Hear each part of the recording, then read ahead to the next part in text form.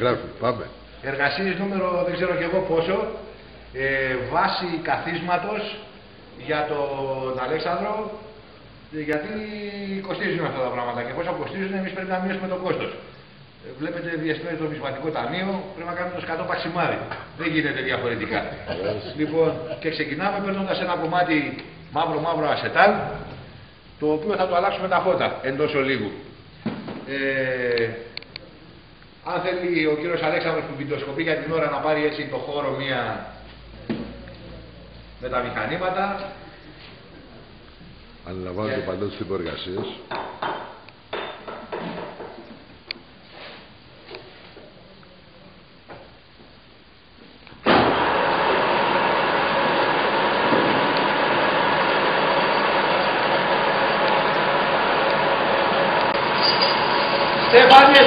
Στέφανε! Το μαεστράλ επί του έργου τώρα.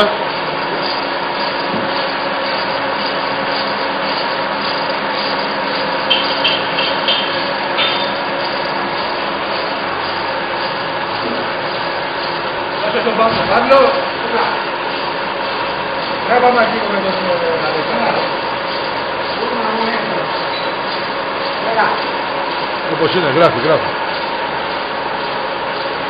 Ο κύριος επιθεωρητής να βλέπουμε αν γίνεται σωστή η εργασία. Έτσι φτιάχνουμε μια μπούσα για να την βάλουμε σίγουρες, για να την βάλουμε εδώ μέσα, να μικρύνουμε τη διάμεση.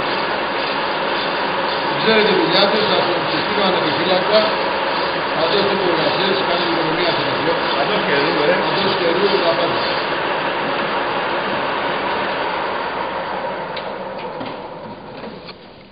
Τώρα μπορεί να γράψεις, αγαπητέ Γιάννη. Κάναμε την εξωτερική διάμετρο και τώρα βάλαμε ένα εργαλείο τρύπας για να κάνουμε την εσωτερική διάμετρο τη συγκεκριμένη θέλουμε. Έχετε να προσθέσετε, κύριε Γιάννη, κάτι άλλο εσύ? Όχι, μόνο να αφαιρέσω υλικό θέλω από εδώ πέρα. Να αφαιρέσει υλικό. Ναι. Η κατασκευή συνεχίζεται, περιμένουμε και τα καφεδάκια μας παράλληλα. Ναι, όταν κόψεις παίζουν.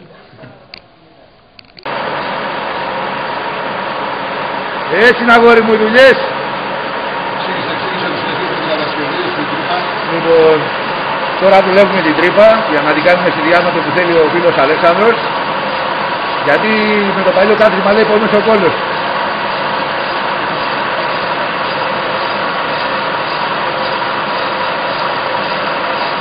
Πού είσαι, Ροφέ? DJ Cool!